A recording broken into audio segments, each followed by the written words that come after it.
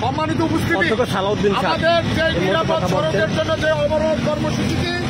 আমাদের যে chief engineer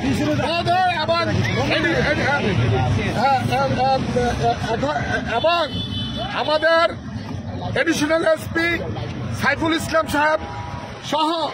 আমরা যারা এখানে আমরা কথা হয়েছে যে আগামী দিন থেকে আমাদের যে সংস্কারের কাজটি করবেন নিরাপদ সড়কের জন্য, এবং